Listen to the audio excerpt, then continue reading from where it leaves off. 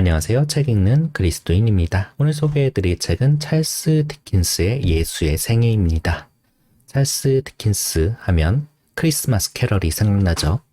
과거와 현재와 미래의 유령이 나타나서 구두쇠 스크루지 영감의 마음을 고쳐놓는 얘기는 다들 아실 거예요. 찰스 디킨스는 당대 최고의 작가였어요. 대중적으로도 잘 알려진 작가였죠. 그가 죽었을 때 영국 사람들이 며칠 동안 슬퍼했을 정도로 인기가 대단했다고 해요. 확실히 찰스 디킨스가 대중과의 호흡을 잘하는 작가였던 게, 보통은 한 권의 책이나 완성된 이야기를 공개하잖아요. 근데 찰스 디킨스는 우리가 흔히 웹소설 작가들이 흔히 말하는 절단 마공을 발휘해요. 중요한 장면에서 이야기를 끊어서 연재를 한 다음에 독자의 반응을 살피면서 다음 글을 연재하는 거죠. 찰스 디킨스는 아이들을 사랑하는 작가로도 잘 알려졌어요. 그는 자신의 글을 어린애들도 이해할 수 있도록 쉽게 풀어쓰려고 애쓰기도 했어요. 찰스 디킨스도 크리스찬이었어요. 그는 자식들에게 예수를 소개했죠. 그래서 예수의 생애는 자식들에게 예수님을 소개하고 내가 믿는 기독교를 소개하려고 쓴 책이었어요. 그래서 이게 출판 용도로 만들어진 책이 아니다 보니까 본인 스스로도 이 책을 출판할 의지가 없다라고 분명히 밝혔거든요. 그래서 생전에는 출판되지 않았고, 그의 아들 헨리 경이 이 원고를 소유하고 있다가 그도 이거를 출판된 걸 원치 않는다라고 해서 헨리 경이 죽은 다음에 예수의 생애가 공개가 되었어요.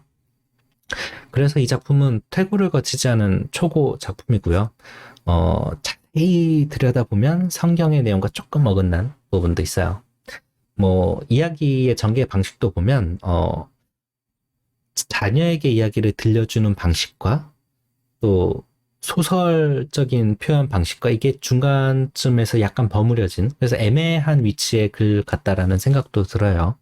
어쨌든 그럼에도 불구하고 이게 아버지가 자녀에게 예수를 소개해주는 이야기라는 점에서 이 책도 한번 읽어볼 만한 가치가 있고, 저는 한번 쭉 훑어보면서 예수의 삶이 이랬지라고 되새겨볼 수 있는 그런 책이었어요. 그리고 마치 모닥불 앞에서 이야기를 듣는 듯한 따뜻함도 느껴지는 그런 책이었어요. 저는 이 책을 읽다가 전반적인 내용은 그런 거예요. 예수님이 어떻게 탄생을 해서 어떻게 생을 마감했는지를 전체적으로 쭉 들려주는데, 책을 읽다가 어느 한 부분에서 덜컥 걸렸어요.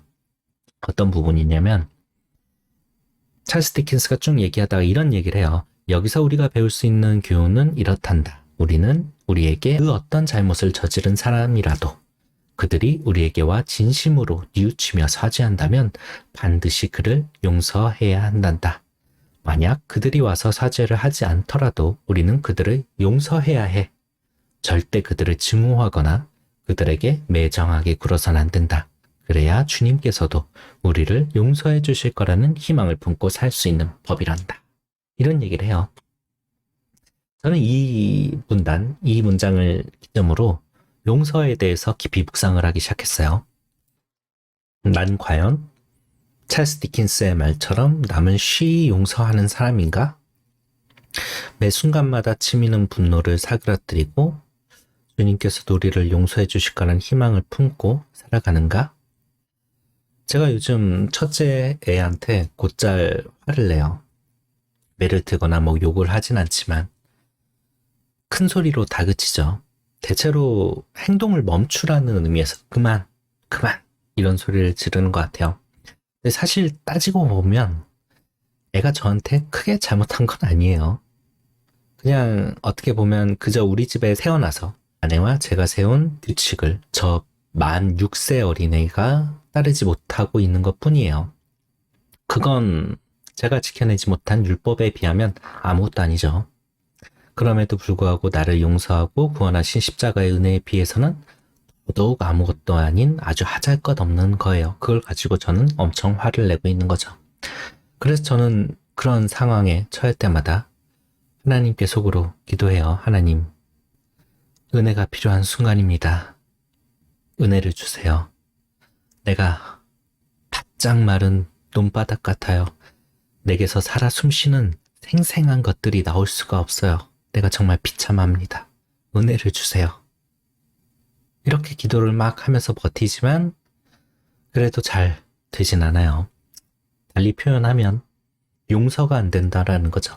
이제 40이 다 되어가는 어른이 만 6세 어린애를 용서하지 못하는 거예요.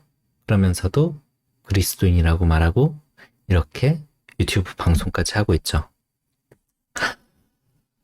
찰스 디킨스는 이런 말도 해요. 명심하거라. 우리에게 해를 끼치는 사람에게도 항상 선을 행하는 것이 기독교란다. 우리의 이웃을 우리 자신처럼 사랑하고 다른 사람들이 우리에게 해주기를 바라는 것처럼 모든 사람을 대하는 것이 기독교란다. 상냥하고 자비롭고 용서를 해주며 그러한 미덕을 우리 마음속에 조용히 간직하고 그 사실을 결코 자랑하지 않는 것, 또는 우리의 기도나 하나님에 대한 사랑을 결코 자랑하지 않는 것, 그리고 겸손하고 묵묵하게 올바른 일을 행함으로써 주님에 대한 사랑을 보여주는 것이 기독교란다. 만약 우리가 이러한 일을 행하고 우리 주 예수 그리스도의 생애와 교훈을 기억하고 그를 실천에 옮기려고 노력한다면 하나님께서 우리의 죄와 실수를 용서해 주시고 우리가 평화롭게 살고 죽게 해 주실 거란다. 이런 찰스 디킨스의 말에도 태클을 걸 사람이 있다는 것 압니다. 신학적으로 걸고 넘어지는 거죠. 근데 내가 아버지고 이 이야기를 듣는 이가 내 자녀라면 그에게 참된 기독교의 모습과 용서와 사랑의 삶을 이야기하려고 한다면 뭐 이런 말을 내뱉는 것이 뭐 크게 문제될 것 같진 않아요. 저는 그렇게 생각을 합니다. 중요한 거는 이 문장에서 그치는 것이 아니라 이 문장의 말들을 삶으로 살아내는 모습이어야 하니까요. 부모가 아무리 좋은 말이라고 해도 아니면은 뭐 틀린 말이라고 해도 뭐 내뱉는다고 해도 그 삶이 바탕이 돼주지 않는다면 어차피 자녀들은 그 말만 믿고 잘 따라오지 않습니다. 찰스 디킨스의 예수의 생애는 아주 짧은 이야기예요. 뭐 정말 이야기도 되게 가독성이 좋은 편이라 저는 1시간도 안 걸려서 읽은 것 같아요. 그 짧은 순간에 예수의 생애를 전반적으로 훑어볼 수 있고 이를 통해서 아버지가 자식에게 들려주는 예수님의 이야기를 접할 수 있죠. 오늘 하루 누군가로부터 응원하는 말을 듣고 싶을 때, 그리스도인으로서 어떻게 살아야 할지 알고 싶을 때, 또 예수님이 어떤 삶을 살았는지 쉽게 이해하고 싶을 때, 찰스 디킨스의 예수의 생애를 추천합니다. 오늘도 기도로 마칠게요. 사랑의 하나님, 오늘도 기도의 자리로 나아갑니다. 부족한 저이지만 은혜를 구합니다. 사랑하기가 쉽지 않습니다. 용서하기가 너무나 어렵습니다.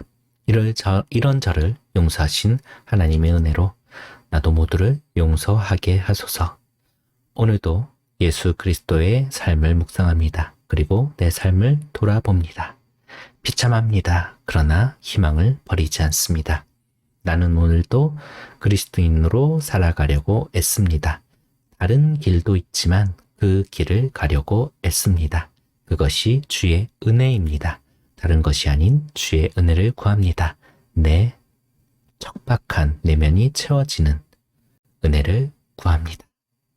예수 그리스도의 이름으로 기도했습니다. 감사합니다.